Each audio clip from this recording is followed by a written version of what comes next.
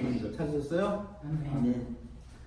다 같이 함께 공독하시겠습니다. 시작. 왕은 후비가 700인이요 빈장이 300인이라. 왕들이 왕의 마음을 돌이켰더라. 아멘. 오늘 본문에 여기서 솔로몬 왕이 후비가 700이고 빈장이 300이라고 이렇게 되어 있는데, 이것이 문자적 해석을 하면 솔로몬 왕은 대단한 바람쟁이라는 거죠. 그죠? 이거 그거예요. 그죠? 예? 이런 바람꾼이 없어요, 이게. 우리가 겉문자만 보면 그렇게 된다. 근데 하나님은 항상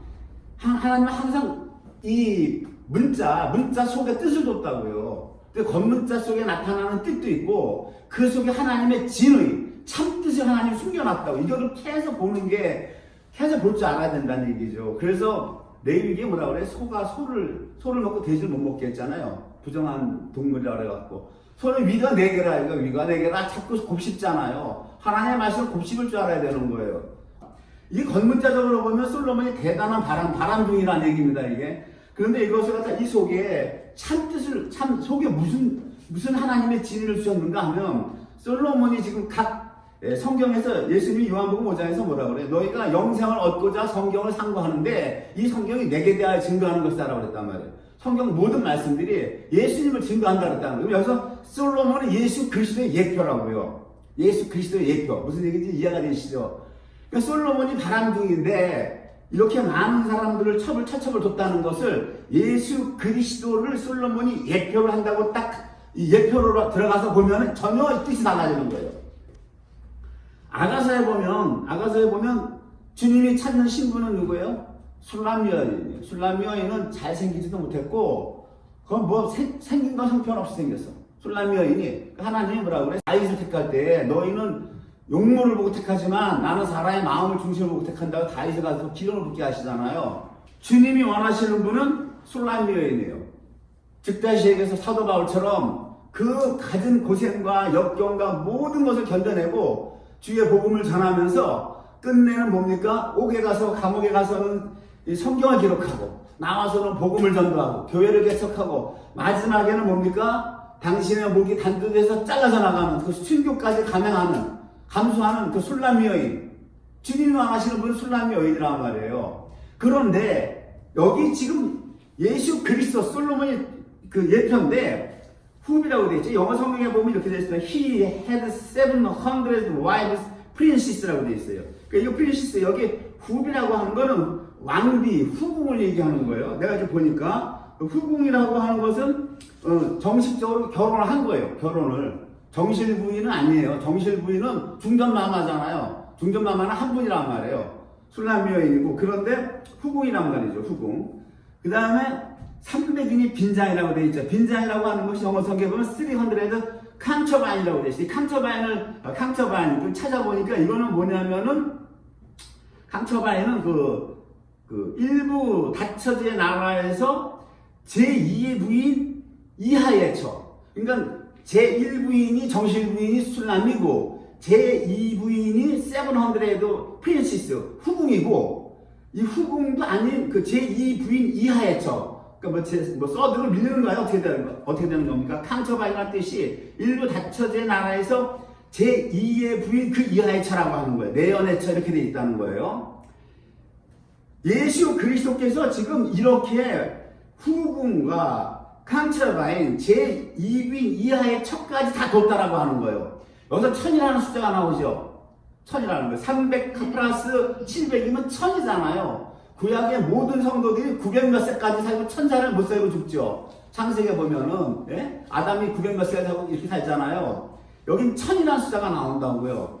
천년왕국에서 주님의 나라, 새하늘과 새 땅에서의 주님의 나라에서의 그 천년왕국에서는 오로지 그 정실부인만 들어갈 수 있다고 한다면, 정실부인들만 들어갈 수 있다고 한다면, 지금 주님의 그 영원한 안식을 드리는, 안식하는 일곱째 날에는 어떻게 되는 겁니까? 이렇게 정실부인이 아닌 그 첩이나 빈장들 다 함께 거한다는 이걸 지금 뜻하고 있는 겁니다. 이 문맥이 무슨 얘기인지 이해가 되시죠? 그러니까 이걸 문자로만 보면은 아무 의미가 없어요.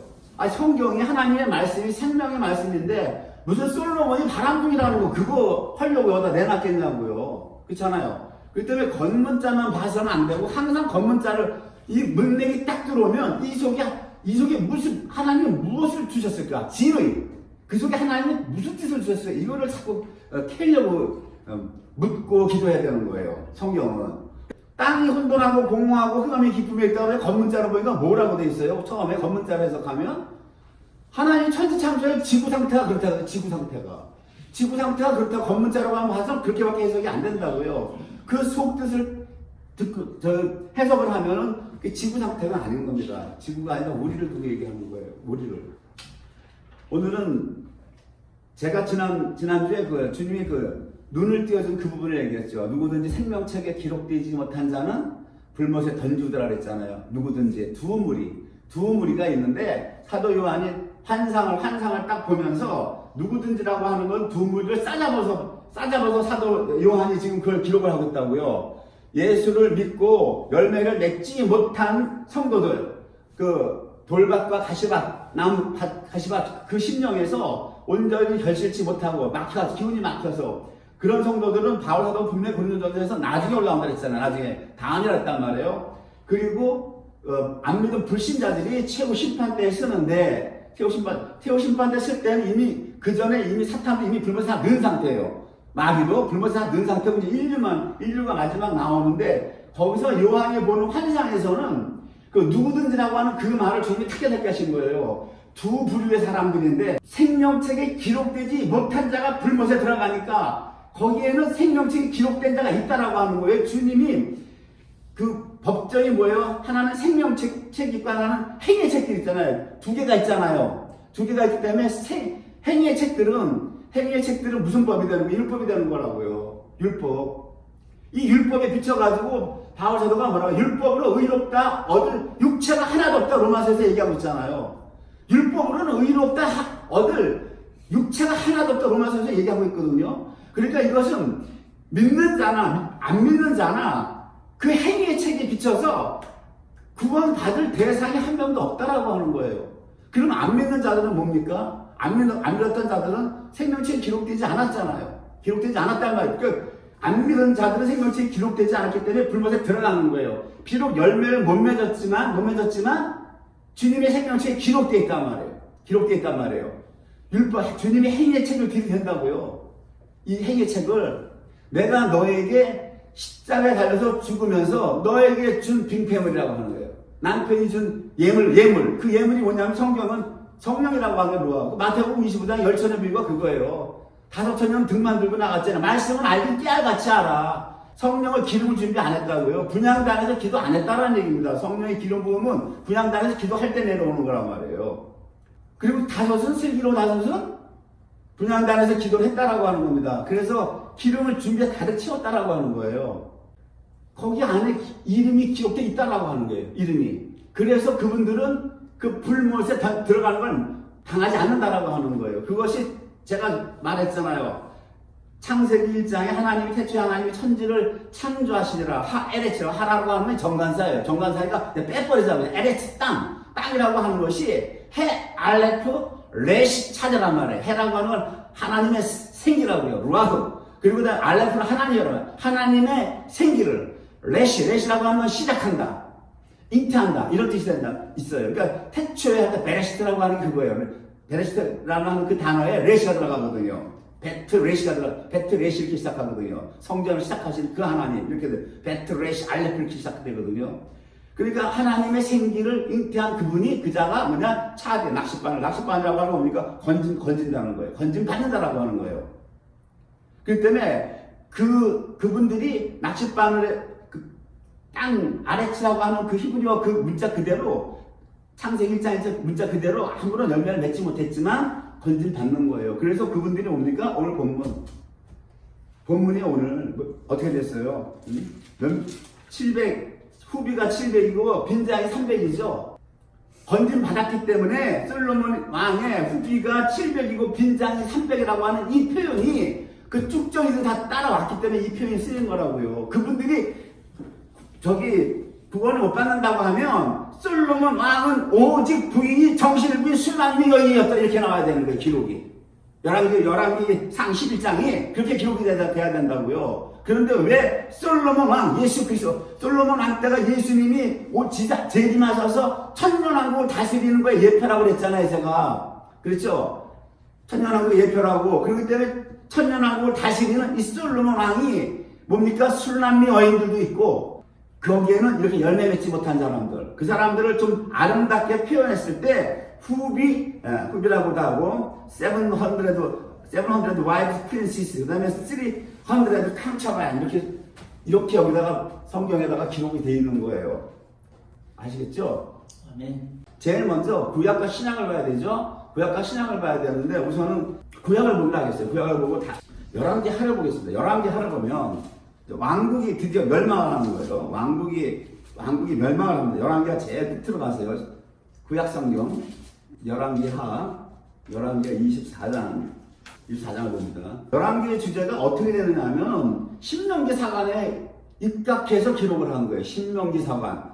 신명기 사관이라고 하는 건 무슨 얘기냐면 하나님이 모세에게 율법을 주시면서 신명기에서 하나님 어떠한 말씀을 주셨냐면 신명기 30장 15절에 율법을 주시면서 이것을 다 지키면, 율법을 지키면 너에게 생명이 오고 복이 온다. 그리고 지키지 못하면 사망과 화가 온다라고 하는 거예요. 그래서 신명기 30장 15절에 보라, 내가 오늘날 너희에게 생명과 복과 사망과 화를 네 앞에 주었다고 하는 거예요. 무엇으로? 율법으로. 율법을 딱 주시면서 이것을 지키면 생명과 복을 네가 받고 못 지키면 사망과 화를 네가 얻는다라고 하는, 이것이 신명기 사관이에요. 그래서 신명기 28장에 뭐 지키면 네가 나가서도 복을 받고 들어와서도 복을 받고 네 떡반도 그릇이 복을 받고 막 복 얘기만 계속 하시고, 그 다음에 뭡니까? 못 지켰을 때는 그 받는 저주를 얘기하잖아요. 저주를 계속 얘기하잖아요. 온갖 병과 저주와 화를 쫙 기록하고 있다고요. 뿐만 아니라 뭡니까? 이 율법책에 기록되지 않은 것들도 저주로 너에게 임한다라고 했단 말이에요. 이것이 신명기 사관이라고요. 그렇다고 하면 열왕기 하의 주제라는 건 무엇입니까? 너희가 그렇게 살다가 망했다라고 하는 거예요. 열왕기의 주제는 너희가 율법을 지키지 못하고 살았잖아요. 그냥 그렇게 살다가 신명기 사관의 말씀대로 그렇게 살다가 망했다라는 게 열왕기의 이게 주제라고요. 그러니까 열왕기의 이 주제는 신명기 사관에 의해서 기록된 거예요. 그 다음에 역대기가 나오죠. 똑같은 이스라엘과 유다의 역사인데 하나님이 두 권을 기록하셨어요. 열왕기상과 역대기상, 역대기하. 똑같은 기록이에요, 역사가. 근데 열왕기는 남유다와 북이스라엘을 함께 기록하고 있어요. 남왕국 무슨 여로보암 왕 때 북이스라엘 어느 왕 이렇게 계속해서 기자가 기록을 하고 있다고요. 근데 역대기는 남유다만 기록을 하고 있다고요. 근데 여기서 보면 열왕기하 24장 1절에 보면 하나님께서 얼마나 완벽한 공의로 심판하시는지, 장장 느부갓네살 왕, 바벨론 왕이 4번을 침공하러 들어와요. 한 번도 아니고 4번을 쳐서 24장 1절에 보면 여호야김이 왕이에요. 여호야김이 왕인데 1차 침공을 바벨론 왕 느부갓네살이 올라와서 친단 말이에요. 치는데 이때 1차 침공 때 팔려간 포로 중에 다니엘이 있어요. 다니엘 선지자가 1차 때 끌려갑니다. 하나님이 뭐라고 말씀하시냐면 여호야김 왕 때에 느부갓네살 왕이 왔으면 여호야김 왕의 죄 때문에 침공이 들어온다고 우리가 생각할 수 있잖아요. 그게 아니라는 얘기예요. 그 전에요. 그 전왕 므낫세 왕 때문에 내가 침공을 시켰다고 하나님 말씀하세요. 열왕기하에 내가 이것이 여호와의 명하신 대로 이것이 이루어졌다라고. 이는 므낫세의 지은 모든 죄로 인했다 이렇게 돼 있단 말이죠. 그 므낫세는 12살의 왕이 되었는데 그 아버지가 히스기야 왕인데 히스기야 왕은 성군이에요. 하나님을 경외할 줄 알았고 항상 기도했고, 그런데 어떻게 유전자가 아버지를 안 닮고 그 할아버지 아하스를 닮아가지고 그냥 악한 정치를 했어요. 아버지를 닮았어야 되는데. 그래서 이 므낫세가 저지른 죄악이 어떤 저지른 죄악이냐면, 아버지 히스기야는 그 이스라엘 백성들이 그 산당에 가서 예배를 드려 산당을 다 헐어버렸다고요. 산당을 모두 헐어버렸고, 아합처럼 그 이방 종교를 다 쫓고 예배를 회복시켰어요. 그런데 그 히스기야의 아들 므낫세는 아버지가 한 그 산당을 헐은 산당을 다시 세워요. 다시 세우고 아합처럼 그 이방 종교 우상을 숭배하고 성전을 모독하고 선지자와 죄 없는 사람들을 죽이는 그 열왕기하 21장 17절에 보면 그 므낫세의 그 죄악이 쫙 기록되어 있거든요. 많은 죄를 범했다고요. 그 바벨론의 포로로 끌려갔었다고 기록이 되어 있어요. 환난을 당해서 여호와께 회개하고 기도하고 간구했는데 하나님이 그 기도를 들으시고 저로 예루살렘에 돌아와서 다시 왕위에 거하게 하시매 므낫세가 그제야 여호와께서 하나님이신 줄 알았더라. 회개한 후에 므낫세가 이방신들과 여호와의 전에 우상을 제하고 여호와의 전을 건축한 산에서 또 예루살렘에 쌓은 모든 단을 다 성 밖에 던지고 여호와의 단을 중수하고 유다 백성들에게 오직 여호와 하나님만을 섬기라고 명하여 예배를 다시 회복시켜요. 므낫세는 이스라엘 유다에서 55년을 치지한 최장수왕이었는데 그렇게 타락을 했다가 한번 하나님께서 징계로 바벨론 포로로 끌려간 이후에 다시 회복을 합니다. 회개하고 다시 이렇게. 그래도 므낫세 왕은 뭐예요? 이렇게 좀 양심적이죠. 그러나 어찌 됐든 회개하고 이 므낫세 왕이 다시 돌아왔어요. 하나님께 돌아왔음에도 불구하고 하나님의 공의가 므낫세가 그 전에 지었던 그 죄를 간과하지 않았다라고 하는 거예요. 그래서 1차 침공을 했다고 열왕기에서 이걸 기록을 하고 있다고요, 지금. 이거 뭡니까? 하나님의 공의는 공의대로 이제 간다고 그랬죠? 공의는 공의대로 간다고. 우리가 예수 그리스도를 만나면 보혈로 죄사함 받으면 내가 받아야 할 벌을 안 받는 거로 착각을 하거든요? 이들은 다 뭐예요? 매일 성전에서 제사 드렸잖아요. 번제, 화목제 다 드렸잖아요. 매일 동물로 드렸잖아요. 예수님 오기 전에 그거로 때웠으니까, 오시기 전에는 하나님 그걸 인정해 주셨으니까, 동물로 드리는 제사로 인정을 해 주셨으니까. 여호야김 왕은 유다 18대 왕의 선지자 우리야가 하나님의 그 심판을 예언하자 못마땅해서 죽여요. 그리고 두루마리 성경 예레미야의 성경책을 불태운 악한 왕이 있어요. 이 여호야김 왕이라고 하는 이 사람이 선지자 우리야를 죽이고 두루마리 성경, 그때 두루마리 이렇게 양가지에 써서 막 둘둘 말았잖아요. 예레미야의 그 예언서를 불태웠다고요. 그럼에도 불구하고 여호야김 왕 때 이 죄악으로 1차 침공이 들어온 게 아니라 므낫세 왕이 과거에 지은 그 죄 때문에 하나님이 느부갓네살을 끌고 들어왔다고 성경은 지금 증언하고 있다고요. 보세요. 끝까지 하나님의 공의가 한다고요. 역대하 36장 5절 보면 여호야김 왕도 포로로 잡혀가는 비참함을 겪어요. 지금 여호야김 왕의 죄위 때문에 므낫세 왕이 죄악으로 인해서 예루살렘에서 1차 침공당하는 하나님의 공의를 기록하고 있는 거예요. 2차 침공은 여호야김의 아들 그 아들이 여호야김이 18세에 그 왕위에 올라가요. 올라가서 석 달을 치료하는데 여호야김이 그 부친의 모든 행위를 본받아 여호와 보시기에 악을 행하였더라라고 되어 있어요. 그래서 2차 침공은 여호야김의 아들 그 여호야김의 그 죄악으로 인해서 하나님이 2차 침공을 하게 하세요. 그 2차 침공 때에 끌려가는 포로가 바로 에스겔입니다. 에스겔 선지자가 끌려가고 이 13절에 보면 여호와의 전의 성전 기물과 왕궁 보물, 특히 성전의 금기명이 다 회파됐다고 이렇게 되어 있어요. 성전의 금기명이 뭡니까? 성소와 지성소를 얘기하는 거예요. 그 바깥은 전부 다 노시 은이었으니까 번제단과 물두멍, 죄를 사하는 것은 노시란 말이에요. 거기 은도 있어요. 근데 안에가 성소예요. 성소에 금물된 것들, 떡상 뭐 이런 거죠. 분향단, 금초대. 그 다음에 뭡니까? 지성소에 들어가면 법궤죠. 법궤 안에 세 개가 들어가 있잖아요. 돌판하고. 다 이런 거 다 전부 다 회파되었다라고 기록되어 있어요. 지성소와 성소의 기명들일 것이야만. 3차 침공은 여호야김의 대를 이은 시드기야 왕. 이 시드기야 왕 또한 여호와 보시기에 악을 행했다라고 기록되어 있어요. 그런 걸 말하면 3차 침공으로 인해서 시드기야의 아들들을 그 보문 앞에서 죽였다고 되어 있어요. 아들들을 죽이고 얼마나 비참합니까? 그 왕 앞에서 왕의 아들들을 적인 죽이는 거 하나님의 공의 심판을 보시라고요. 얼마나 비참한가. 자기 아들들을 자기 앞에서 죽이는 거예요. 여기 시드기야 24장 19절에 이렇게 기록되어 있잖아요. 그리고 뭐라고 돼? 25장 10절에 시드기야의 아들들 죽이고 시드기야 왕은 뭐예요? 두 눈을 빼고 사실로 결박하여 바벨론으로 끌어갔더라. 이렇게 되어 있어요. 4차 침공입니다. 4차 침공 25장 8절에 기록되어 있어요. 여호와의 전과 왕궁을 불사르고 예루살렘의 모든 집에 주인의 집까지 불사갔다라고 되어 있어요. 에스겔 15장 16절 여호와 하나님께서 유다를 계속 책망하신 말씀이신데 왜 이들이 이렇게 끌려가서 이렇게 죄를 당합니까? 이스라엘이 팔려갈 때에 하나님께서 말씀을 안 하셨어요. 하나님께서 그 심판하실 때 소돔과 고모라를 멸망시킬 때 하나님께서 소돔과 고모라 천사들을 보내가지고 롯만 구출시키죠.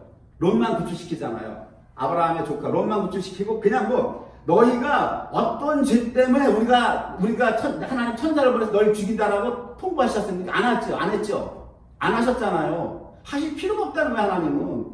왜 그랬습니까? 바울사도가 로마서에서 토기장이를 비유하잖아요. 토기장이가 그릇을 부셨는데 마음에 안 들어 이거. 예? 이게 좀 들고 나왔어. 토기장이 마음에 이게 불에 확 구워져 나와야 되는데 농도가 좀 덜 됐다고요. 그러면 망치로 깰 때, 야, 네가 좀 덜 구워졌으니까 내가 너 깬다고 깹니까? 아니잖아요. 도에다가 마음에 안 들어서 깰 때 그냥 깨잖아요. 무슨 얘기인지 이해가 되세요? 왜 소돔과 고모라를 불로 엎어서 죽이실 때 왜 통보를 안 하셨을까? 이런 생각하죠. 우리가 하나님을 몰라도 너무 모르는 거예요. 하나님을 몰라도 너무 모른다고. 근데 내 마음에 안 들어. 바울사도가 로마서 9장에서 주님을 토기장에 비유하잖아요. 토기장에 마음에 안 들면 하루에서 꺼냈는데 그릇이 마음에 안 들면 얘한테 통보하고 깨냐고요. 아니 그냥 깼잖아요. 똑같다라고 하는 거예요. 소돔과 고모라 엎을 때 그냥 엎어버리는 거예요. 그런데 에스겔 선지자에게 포로로 다 보내신 다음에 왜 내가 포로로 보냈는지를 말씀하세요. 이것이 사랑이라고 하는 거예요. 왜 말씀하는 줄 아세요? 택한 자들이기 때문에 말씀하는 거예요. 택한 백성이기 때문에. 이게 택한 백성이 아니면 하나님 말씀 안 하십니다. 그냥 죽여버리는 거예요. 하나님의 공의가. 하나님의 공의가 국물도 없다니까. 소돔과 고모라 엎으실 때 보세요. 국물이나 있었어요 거기? 아모스 5장 8절에 이런 말씀이 있어요. 요송과 삼성을 만드시며 사망의 그늘로 아침이 되게 하시며 백주로 어두운 밤이 되게 하시며 바닷물을 불러 지면에 쏟는 자를 찾으라. 그 이름이 여호와시니라. 바닷물을 불러 지면에 쏟는 게 쓰나미 아니에요. 쓰나미. 그 옛날에도 하나님이 죄악이 관영했을 때 쓰나미로 심판했다라고 하는 거예요. 아모스 선지자의 5장 8절에 이렇게 돼 있다고요. 자, 일본 하나님의 쓰나미가 쓸었죠. 그리고 하나님 일본에서 통보하셨습니까? 너희들이 오만 우상을 다 섬기고 너희들이 회개할 줄 모르고 이래서 내가 쓰나미를 엎었다고 말씀하지 안 하시잖아요. 하나님이. 그래야 되는 거예요. 하나님 안 하시는 거예요. 도예가라고요. 도예가. 내 마음에 안 들어 니들 그냥 쓸어버리고 마는 거예요. 그냥 뭐를 통보를 해 하나님이. 하나님이 왜 인간들에게 절절 내실 필요가 뭐가 있어요? 인간이 뭔데? 죽은 흙덩어리가 아파르라고 아파르. 그래서 하나님 성경에 뭐라고 그래? 루아흐. 하나님의 생기는 잉태한 자죠. 잉태한 자가 사람이라고 하고 사람이라고 히브리어 사람이 있어요. 그게 사람이고 하나님의 생기를 잉태하지 못한 자는 성경이 뭐라고 그래요? 사람이 아니고 동물이라고 그러는 거 잘 보세요. 동물. 그래서 주님이 니고데모에게 사람이 네가 물과 성령으로 거듭나지 않냐면 네가 하나님의 성령을 받지 않냐면 잉태하지 않냐면 하나님 나라를 들어갈 수 없고 볼 수 없다고 한 거예요. 거듭남이 그렇게 중요하다고요. 거듭남이라는 문제가. 이렇게 얘기했어요. 소돔의 죄악은 이러하니 소돔을 멸망시켰는데 소돔을 멸망시킨 그것을 빗대서 이스라엘에게 이제 말씀하시는 거예요. 왜 너희가 이걸 끌려왔는가? 에스겔에서 15장 16절은 예루살렘 남유다 예루살렘의 그 타락한 걸 하나님이 지적을 하시는 장이라고 15장 16장이에요. 근데 16장 49절에 보면 네 아우의 소돔은 이러하니 그와 그 딸들에게 교만함과 식물의 풍족함과 태평함이 있으며 그래요. 이게 이스라엘이 그랬다고 하니까 남유다가 너희가 포로로 끌려간 것이 4차까지 침공당하고 끌려갔을 때는 지금 왕들의 죄악상만 기록했죠. 11개에서 왕들의 죄악상만 기록했잖아요.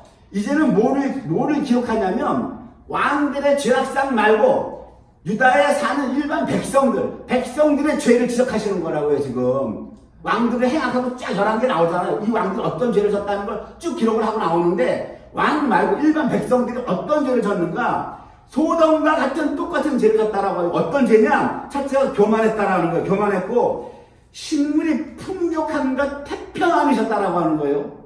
식물에. 그럼에도 불구하고 소돔이 그가 가난하고 궁핍한 자를 도와주지 아니하며 이런 얘기예요.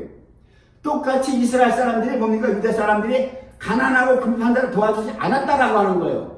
이러한 일로 인해서 너희가 바벨론 포로로 끌려갔다라고 하는 거예요. 지금 에스겔서 선지자를 통해서 이걸 깨닫게 하신다고요. 왜 깨닫게 하세요? 택한 백성이기 때문에 깨닫게 하세요. 택한 백성 아니면 국물도 없어. 뭐 통보할 것도 없어. 죽이시고 끝난다니까. 하나님은 사람을 심판하시는데 오래 생각할 것이 없느니라라고 어디요? 전도서가 장원에 있죠. 하나님 사람 심판할 때 오래 생각할 게 없다라고. 욥기에 있죠. 욥기에 사람 생각할 때 잠깐이라는 거예요. 그러니까 심판 때에서 금방금방이에요. 금방금방. 뭐 우리 한 인생 놓고 오래 하나님은 생각하지 않으신다니까. 그게 욥기에 있어요. 그 다음에 또 무슨 말이냐? 50절에 거만하여 가증한 일을 내 앞에서 행하였으니라. 거만하여 가증한 일을 행했다는 거 뭐예요? 온갖 우상 바알 신을 숭배해서 성적 타락이 나오죠. 성적 타락이 쫙 이어져 나온다고요. 그 성적 타락으로 인한 것은 두 번째, 세 번째 문제라고 하는 거예요. 첫 번째, 하나님이 항상 말씀하시길 죄도 죄질이 있다고 하나님이 말씀하시거든요. 하나님이 죄를 따지실 때 죄질로 따지신다고요. 죄질로 따지시는데 이스라엘 역사를 보면 성적 타락을 많이 했기 때문에 성적 타락이 첫 번째, 퍼스트로 나올 줄 알았는데 에스겔서를 보면 그것이 세 번째로 밀리고 하나님이 가장 싫어하는 게 교만함이에요. 교만함을 첫 번째로 시작을 하세요. 그것이 소돔과 고모라 백성들이 그렇게 살아서 내가 천사들 보내서 다 죽였는데 너희를 내가 이 포로로 보낸 것이 이 소돔의 죄악을 빗대서 똑같았다라고 하는 거예요. 너희 그렇게 살았다고 하는 거예요. 지금 첫 번째 교만했다. 그러니까 식물의 풍족함과 태평함이 있었음에도 불구하고 너희가 가난하고 궁핍한 자를 도와주지 않았다라고 하는 거예요. 율법을 지키지 않았다라고 해요. 율법이 뭐라고 그래요? 가난한 자를 도와주라 그러잖아요. 구약에. 신약에서는 어떻게 그리스도 율법은 도와주라가 아니에요. 그냥 주라라고 하는 거예요. 뭐 원금도 받지 말고 이자도 받지 말고 신약 누가 보면 6장 38절에 뭐라 주라 그러면 흔들어 넘치도록 너에게 안겨주리니 그러잖아요. 주라는 거예요. 그냥 무상으로. 이 구약 율법은 나중에는 이자만 받지 말고 꾸어주라고. 이자만 받지 말고 꾸어주라. 그러니까 구약은 율법이 약해요. 약할 수밖에 없는 게 드리는 재물이 동물이잖아요. 드리는 재물이 동물이기 때문에 율법도 약할 수밖에 없다고요. 무슨 얘기인지 아셨어요? 근데 그래서 히브리서에서 왜 율법이 흠이 있다. 첫 율법이 흠이 있다고 해요. 흠이 있어서 하나님 그걸 폐한다고요. 폐하고 신약에 와서는 드려지는 제사가 동물이 아니라 주님이잖아요. 그쵸? 흠도 없고 점도 없는 거룩한 주님이 제사로 드려지기 때문에 산상수훈에서 주님의 그리스도의 율법 보세요. 얼마나 무섭습니까? 드려지는 재물이 동물이기 때문에 구약은 율법도 수준이 낮다고요. 근데 사도 바울이 뭐라고 그래? 그 낮은 율법도 지켜서 의로울 육체가 없다라고 그러는 거예요, 우리한테. 그런데 주님이 드려지는 제사가, 주님의 희생이 워낙 완벽한 제사, 제물이기 때문에 주님 자신이. 거의 주님 산상수에서 하시는 말씀 보세요. 간음 문제에 대해서 보세요. 구약은 간음 행위로만 안 하면 죄가 없어, 행위로만. 네 마음의 음욕만 품어도 이미 죄라고 그러잖아요. 그리스도의 율법에서 피할 자가 누가 있냐고. 피할 자가 있어요, 없어요? 여기서 이 나부터. 목사가 무슨 이쁜 사람들하고 눈 안 돌아갈 것 같아요? 안 돌아간다면 그 사람 위선이에요, 위선. 주님의 말씀 그리스도의 율법이 딱 나를 비추고 들어오면 죽는 거예요, 다. 어디까지 나갔나? 그래서 지금, 그 다음에 세 번째가 이제 우상숭배에서 성적 타락을 거만하여 가증한 일이라 음행한 거, 예? 맨날 그 바알 신당 가서 그 타락한 거, 그거가 세 번째로 나온다고, 넘버 서드로 나온다고요. 제일 첫 번째는 교만한 거, 두 번째는 뭡니까? 이웃을 사랑하지 않은 죄. 율법이 뭐라고 그래? 주님이 율법이 이웃 사랑, 하나님 사랑이 율법이라고 주님 마태복음에 말씀하시잖아요. 하나님 사랑, 이웃 사랑이 율법과 선지자라고 말씀하셨는데 너희가 율법을 하나도 안 시켰다라고 하는 거예요. 가난한 자 도와주지 않냐고, 궁핍한 자를 도와주지 않냐고 놔둔 것은 율법 지키지 않았다라고 하는 거예요. 그래서 내가 이렇게 보냈다라고 하는 거예요.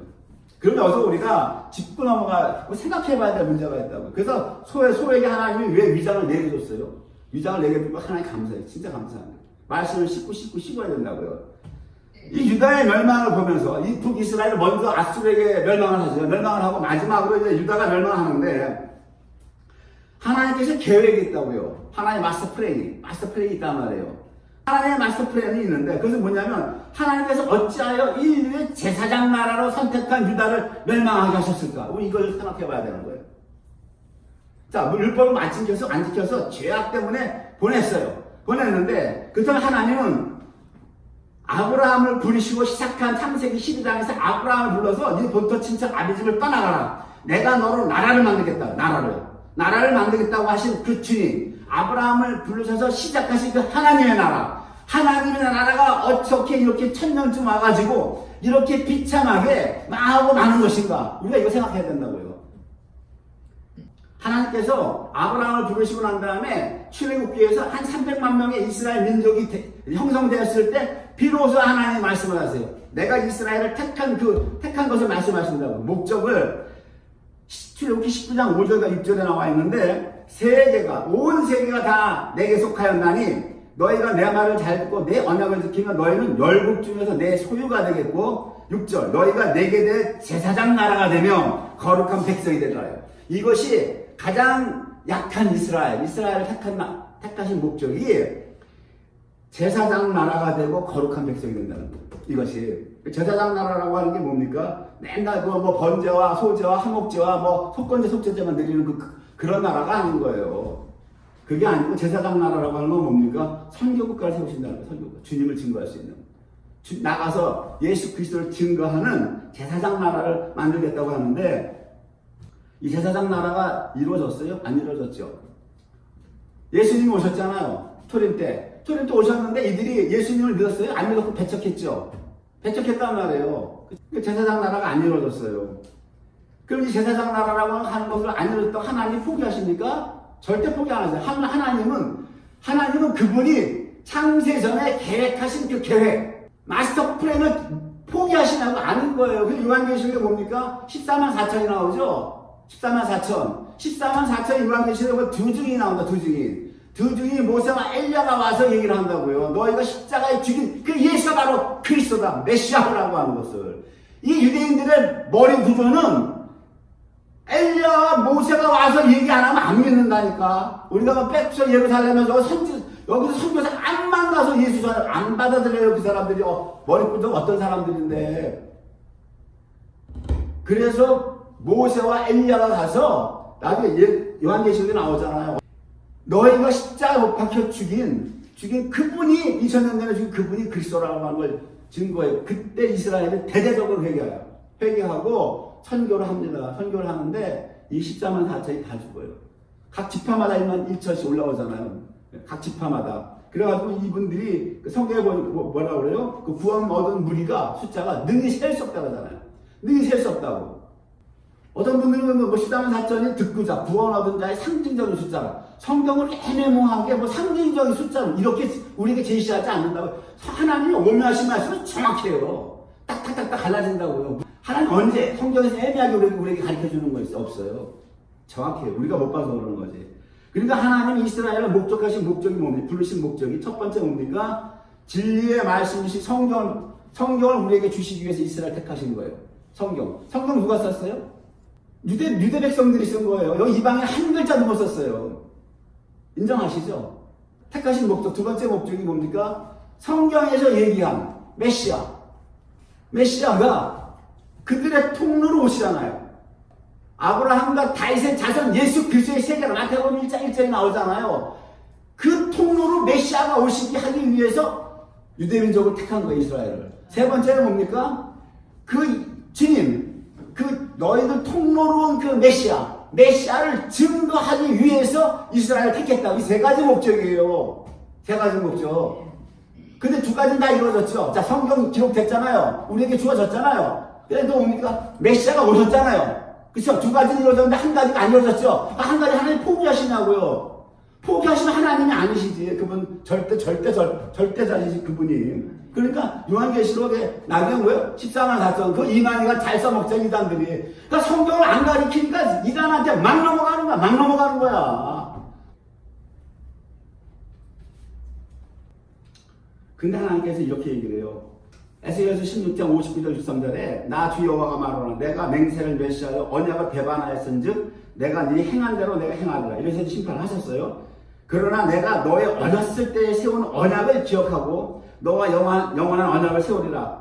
이는 네가 내 모든 일을 행한 일을 용서한 후에 하나님이 너의 모든 일을 행한 걸 용서한 후에 4번을 말씀하세요. 4가지를 네가 기억하고 놀라고 부끄러워서 다시는 입을 열지 못하게 하려 함이니라 그래요.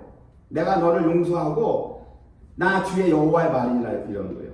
언약을 세우고 내가 너를 다시 용서해 주겠는데 그 이유는 뭐냐? 네가 기억을 하고 놀라고 부끄러워 다시는 입을 열지 못하게 하느라고 하는 거예요.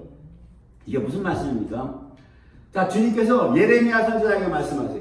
지금 아까 에스겔 선지자에게 너희가 왜 여기로 포로로 왔는지를 말씀하셨잖아요. 두 분 다 포로 기때 선지자란 말이에요. 선지자가 예레미야나 에스겔이나 다니엘이나 선지자는 이제 포로 기때 선지자가 있고 왕정기 때 왕궁에 있던 선지자가 있단 말이에요. 이사야, 예레미야는 왕정 시절 때 활동했던 선지자라고요. 포로 기때 선지자가 있고 포로에서 돌아오는 귀환할 때 오는 선지자가 있고 포로 선지자는 세 부류는 나뉜다고요. 그리고 이 선지자들은 전부 기록 선지자인데 기록 선지자 하나님의 말씀을 담아서 말씀을 전하고 그래서 기록하고 기록 선지자란 말이에요. 또 어떤 선지자가 있습니까? 능력 선지자가 있어요. 엘리야와 엘리사처럼 능력 선지자. 바로 그다가 얘기해서 하나님 나라는 말에 있지 않고 능력에 있다고 했잖아요. 그러니까 이렇게 잘 봐야 돼. 선지자도 다 나눠진다고. 왕정기 때 선지자가 있고 포로로 팔려갈 때 선지자가 있고 포로에서 돌아오는 선지자가 있고 그 다음에 능력 선지자가 있다고. 엘리야와 엘리사.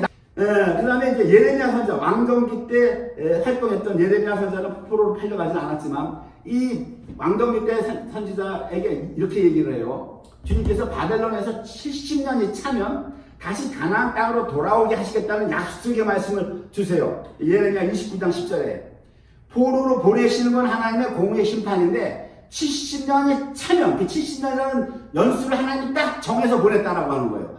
하루도 뭐 더도 들도 안 되고 70년이 차면 보내겠다고 다시 고토 가나안 땅으로 내가 돌려보내리라고 말씀하신다고 예레미야 선지자에게. 다니엘 선지자가 이 얘기를 해요. 다니엘 9장 1절에 다니엘 선지자가 이 얘기를 합니다. 다니엘 9장 1절에 메대 족속 아하수에로의 아들 다리오가 갈대아 나라 왕으로 세움을 입던 원년 9장 2절입니다. 그 통치 원년에 나 다니엘이 서책으로 말미암아 여호와의 말씀이 선지자 예레미야에게 임하여 고하신 그 연수를 깨달았나니 곧 예루살렘의 황무함이 70년 만에 마치리라 하신 것이라.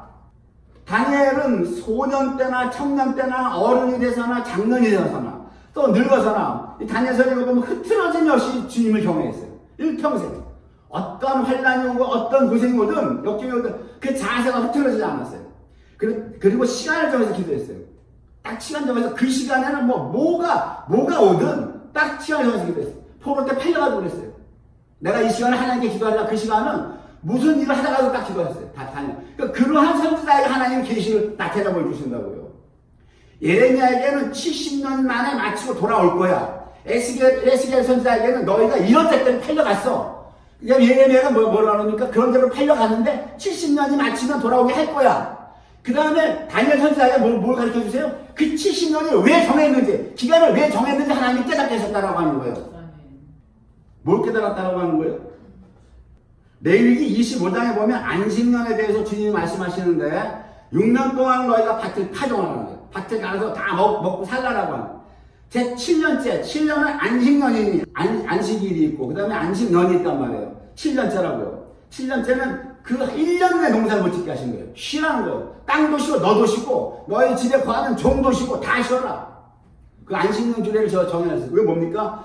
요한 예수에게 나와 있는 그 21장 20절 최후의 그 뭡니까? 일곱째 날 안식하는 거. 안식하는 거. 그것 때문에 하나님께서 안식년을 주셨어요. 다 쉬라고 하는 거예요. 너도 쉬고 다 쉬어요. 종도 쉬고 땅도 쉬고 다 쉬어라. 왕정 열왕기가 500년이죠.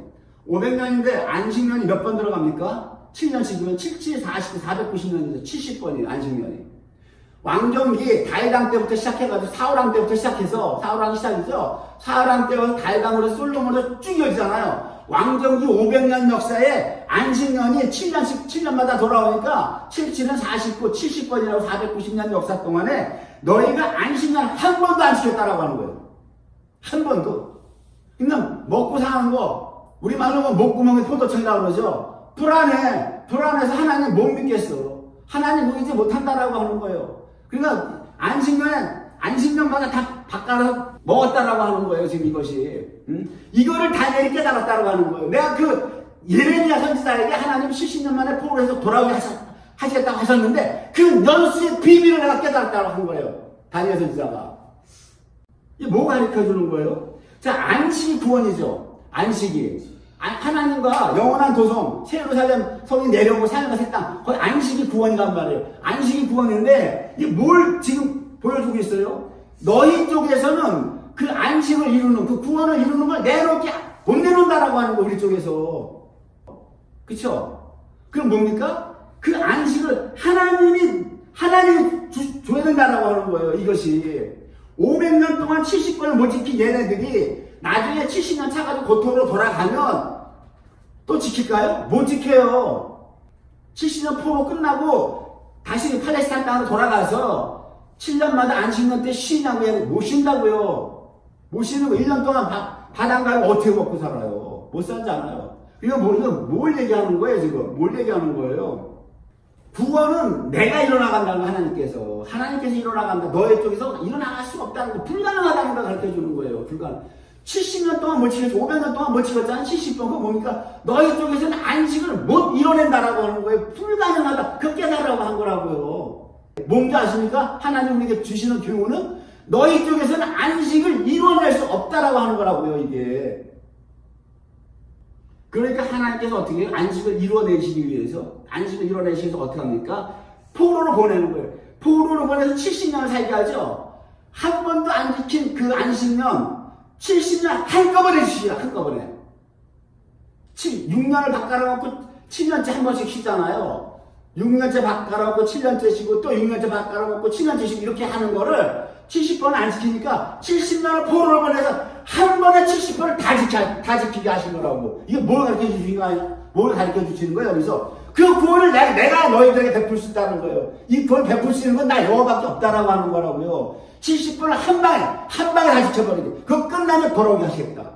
이거를 다니엘이 깨달았다고. 그리고 나서 다니엘이 뭐예요? 그 다음에 뭐예요? 내가 죄를 쓰고 회개를 들어가세요. 우리 민족들이 안식년을 못 지킨 거에 대해서 다니엘서 보세요. 그 다음에 다니엘이 금식하면 회개해요. 주여 우리가 주님 앞에 죄를 범했고 쫙 읽어보세요. 다니엘의 회개 기도를 보세요. 어떻게 눈물 없이 이걸 이룰 수 있는가 우리가. 그러니까 여기서 지금 뭡니까? 하나님의 공의가 가요. 그쵸? 공의 심판이 가면서도 그러면 그 심판의 내용이 너희가 이웃을 사랑하지 않았고 소출이 풍부했는데도 불구하고 잘 보세요. 불구하고 이웃을 돕지 않았잖아요. 안 도와줬잖아요. 그러면 그 죄에 해당한 하나님이 형벌을 줘야 되잖아요. 그쵸? 근데 하나님 어떤 거로 오게 하세요? 어떤 거로? 70년 안 지킨 거에 대해서 안식 지키게 하시죠. 안식 지키게 하고 다시 돌아오게 하시잖아요. 이게 은혜라고요. 이게 깨달으시세요? 만약에 이웃사랑을 하지 않아서 그 죄로 포로로 보내셨으면 다시는 못 돌아오는 거예요. 이것이 하나님의 율법으로. 왜? 내가 생명과 복과 화와 저주를 이 앞에 두었기 때문에 신명기 사관을 적용시키면은 포로로 돌려가서 70년이 하나 못 오는 거예요. 이스라엘 나라는 그거로 끝나는 거예요. 왕국이 망하고 그래서 끝난다고요. 다시는 뭐 없는 거예요. 그냥 해체적으로 끝나야 된다고요. 신명기 사관에 의하면은. 이해가 되십니까? 네? 그런데 그게 아니고 뭐예요? 지금 하나님께서 그래도 이게 내 신부야. 이게 내 네케바라고요. 안식년을 못 지킨 이게 내 신부라고요. 미우나 고우나. 그러니까 하나님이 뭐예요? 하나님이 다시 돌아오게 하시는 거예요.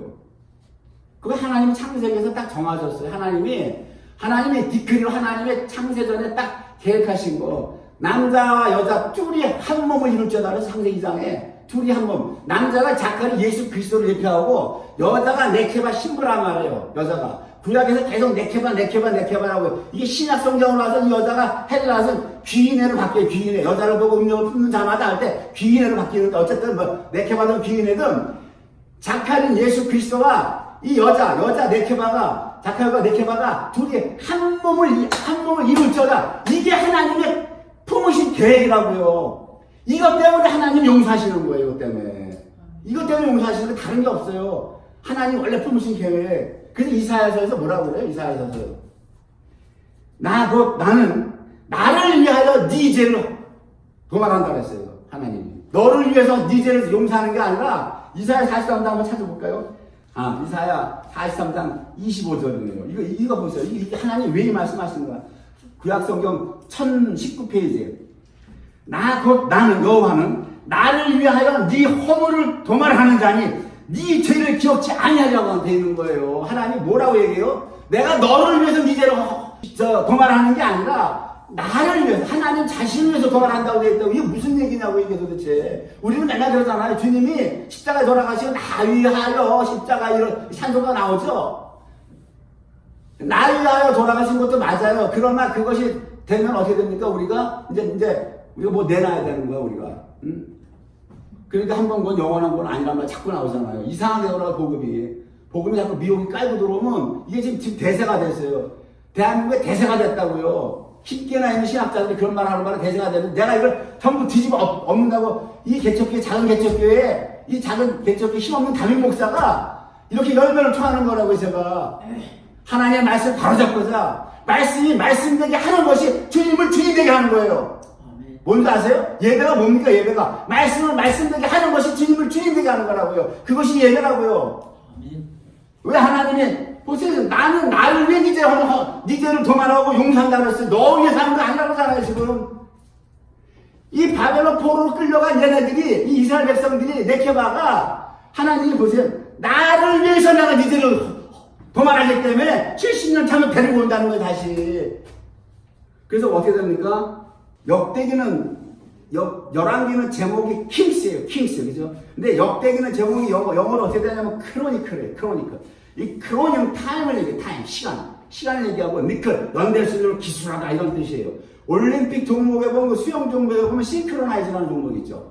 그 선수들이 똑같이 들어가서 둘이 똑같이 발이 올라오고 들어갔다가 이번에 나왔다 팔이 나오고 똑같이 하잖아요. 그 동시간대를 맞춘다라고 하는 거예요. 시간대를 맞춰서 똑같이 하잖아요. 싱크로나이즈라고 하는 그 종목이 있죠. 이 씬이라고 하는 크로나이즈, 씬이라고 하는 것이 세임이라고 하는 거예요. 세임. 동시에 진행한다. 이런 뜻이란 말이에요. 이 역대기라고 하는 이 말도 이 크로니컬스라고 하는 속에 그 뜻이 들어가 있어요. 동시간대를 하나에 맞춰서 진행시킨다고 하는 거예요. 이게 뭡니까? 지금 열왕기에서는 하나님이 심판으로 이스라엘 포로로 보내시는 걸 보여주고 있죠. 그렇죠? 포로로 공의의 심판으로 보내주고 있는 게 나와요. 그러나 역대기에서는 어떻게 나옵니까? 역대하 마지막에서는 열왕기에서는 그렇게 포로로 보내는 게 나오지만 역대하 마지막에서 어떻게 나옵니까? 역대하 마지막에 하나님 어떻게 표현하세요? 보세요. 36장 23절에 바사왕 고레스는 말하노니 하늘의 신 여호와께서 세상 만국으로 내게 주셨고, 고레스가 지금 고백을 해요. 여호와 하나님이 지금 고레스 왕을 축복하셔서 세상 만국을 주셨다 이거예요. 나를 명하여 유다 예루살렘에 전을 건축하라 하셨나니 너희 중에 무릇 그 백성된 자는 다 올라갈지어다. 너희 하나님 여호와께서 함께 하시기를 원하노라 하였더라. 열왕기에서는 포로로 팔려가는 하나님의 공의가 나오는 반면 역대하에서는 어떻게 됩니까? 하나님께서 고레스 왕을 통해서 그 포로로 팔려간 그 자기 백성들을 70년이 참에 다시 고토로 돌려보내라고 하는 그 명을 이방왕 그 고레스 왕이 명령을 내리는 거예요. 고레스 왕이 통일을 하거든요. 다 통일을 한 다음에 이 바벨론에 사는 이 하나님의 백성들은 다 너희 나라로 가라는 거예요. 다 너희 나라로 가라 하고 하나님이 올려보내는, 하나님 나라로 다시 돌려보내는 이것으로 역대하는 마치고 있다고요. 그러므로 제가 뭐라고 그랬습니까? 하나님의 공의가 있고 반드시 그 에는 하나님의 은혜가 있다고 했죠. 구원을 받는다고. 그래서 이 시편 126편 1장에 보면 뭐라고 얘기했냐면 그 백성들이 포로에서 고토로 돌아올 때 무슨 고백을 하냐면 이 고백을 해요. 시편 120편 1절에 여호와께서 시온의 포로를 돌리실 때에 우리가 꿈꾸는 것 같았도다. 그러니까 70년 포로를 살 때 두 번 다시는 포로에서 못 올 줄 알았어요. 끝나는 줄 알았다고요. 우리가 일제 36년도 지긋지긋했다고 그러잖아요. 조상들이. 예? 일제 30년도 끝이 안 보였는데 70년 포로 생활이 얼마나 기록했어요. 거기서 나서 거기서 죽는 백성들도 부지교수였다고요. 예? 거기서 태어나서 거기서 죽는. 그러니까 뭐라 그래요? 여호와께서 시온의 포로를 돌리실 때 우리가 꿈꾸는 것 같았도다. 이거 고백하고 있어요. 시간이 많이 되었으므로 오늘은 한 번 구원은 영원한 구원이다라고 하는 것을 구약의 이스라엘의 역사서를 통해서 하나님의 공의 심판과 하나님의 그분의 다시 구원하시는 그것을 오늘 살펴봤습니다. 다음에는 이제 신약 성경에서 하나님의 구원은 영원하시다고 하는 것을 신약 성경을 통해서 한번 살펴보도록 하겠습니다. 예배를 마치겠습니다. 기도하시겠습니다. 아버지 하나님 감사합니다.